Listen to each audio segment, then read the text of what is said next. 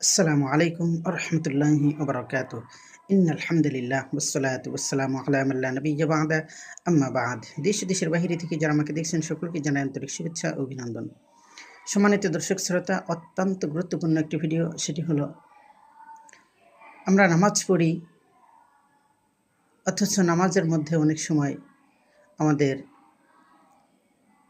নামাজে যেরকম পড়ার দরকার বা যেরকম মন মানসিকতা থাকা দরকার হয়তো সেরকম আমাদের হয় না, যার কারণে আমরা নামাজে প্রশান্তি পাই না।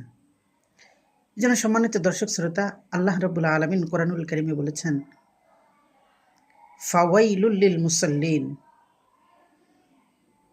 দুর্ভাগা ওই সমস্ত নামাজীদের যারা তাদের নামাজে অলসতা করে।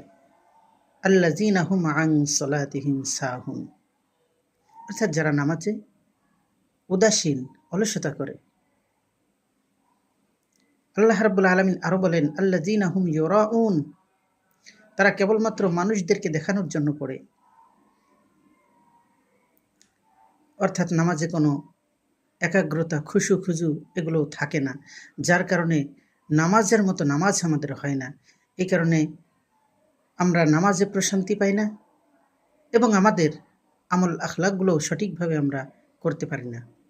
এজন্য সম্মানিত দর্শক শ্রোতা, আমরা যখন নামাজে দাঁড়াবো তখন মহান রবের ভয় নিয়ে আল্লাহর সামনে দাঁড়িয়েছি একথা স্মরণ করে নামাজে আমরা দাঁড়িয়ে যাব এবং নামাজ আদায় করব ইনশাআল্লাহ।